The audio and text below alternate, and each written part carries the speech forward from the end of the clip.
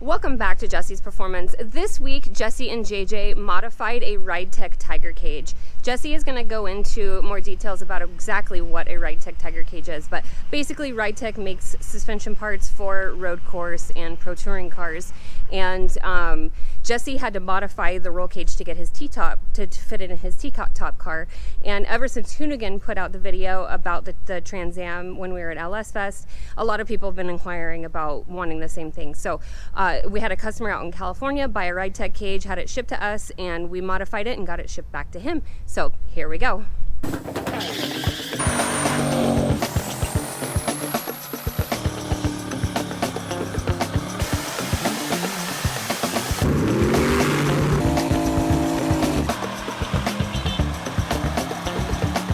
So what we have here is we had a customer out of California call us and want a Tiger Cage for his T-top Trans Am. A Ridetech Tiger Cage is, obviously, I've talked about it a bunch, and I guess I really haven't explained much about it.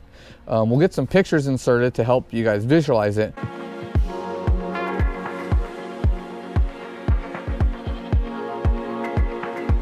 What it is it's an 1 3/4 stainless steel bolt-in roll cage pro tour style that Ridetech had developed and built for a short run of time. I don't know exactly how many years. I think we've been doing them for like 5 years. Just recently, my guy over at Ridetech, Josh, told me that they're gonna quit making them.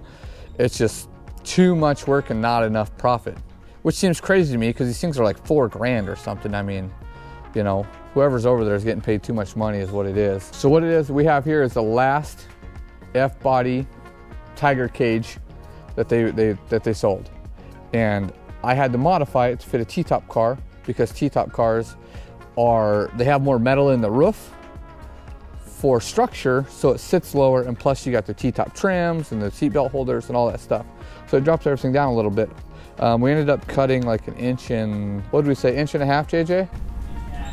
1.5 inches out of this one here. I only cut 1 1/4 inches out of my car because my shit fits real tight up in there, but for ease of installation for this customer and not knowing what he has for a headliner and stuff, I gave it just an extra 1/4 inch just to be safe.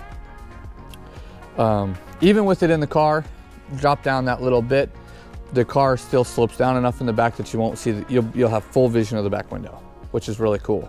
So yeah, we cut the ends off our amount, 1.5 inches.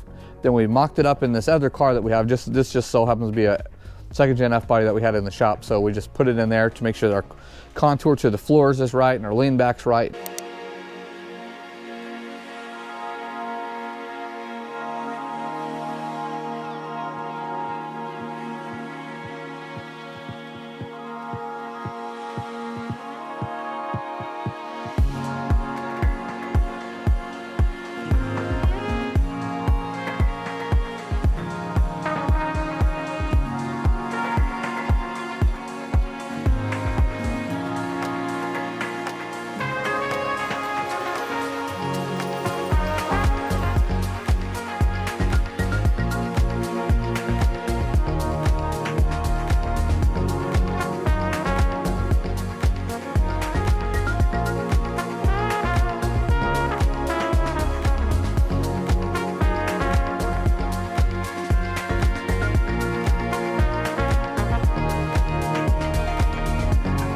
We got it all real nice, so I tacked it up solid here. So only thing left to do is I'm going to burn this in, and then we're going to pack it back up and ship it to the customer, and he's going to get a powder coat or whatever he wants to do with it.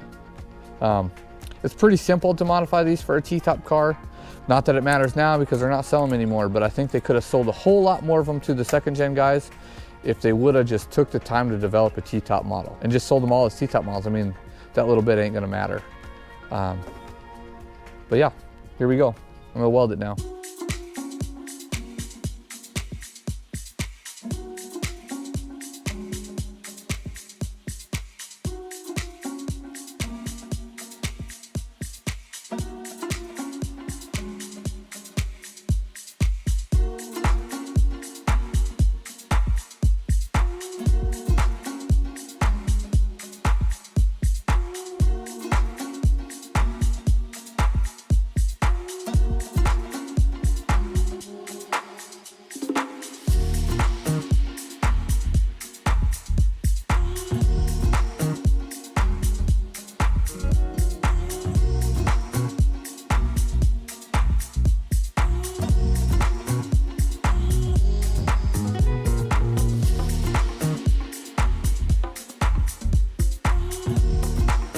So what I'm checking here is to make sure these are the plates that bolt inside the car. I want to make sure that our flanges and our bolt holes will line up since we kind of changed the angle of everything.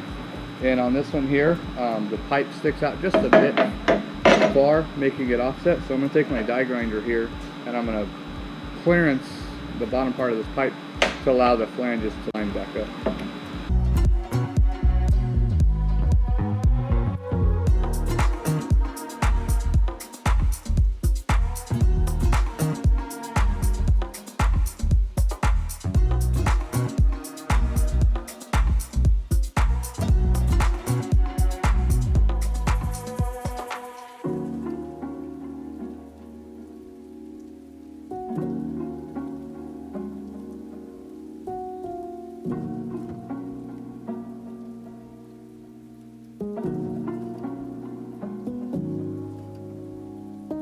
So basically I opened this up a little bit too just because I was getting as far as I could here. I try not to take as much out of this flange as I can just because that's the meat of holding the roll bar in. But so I took maybe a 1/64 of an inch off of that small area. And then I got this all shaved down to where this fits together perfectly. So the only problem he might have is if he takes this to the powder coater and they powder coat everything, he might have to cut this out a little bit to fit properly. But I'm going to leave him some notes not to powder coat inside this flange. It's all stainless steel, so it ain't going to rust or tarnish or anything. It's just, yeah, one of those things. So, but there it is. It's wrapped up now. I'm going to get it packaged back up and sent off to California, and we should have one happy customer. All right, thanks, guys. All right, y'all, that's it for this week. Make sure you tune in every Sunday at 8:30 to catch our latest videos, and like, subscribe, comment, and thanks for watching.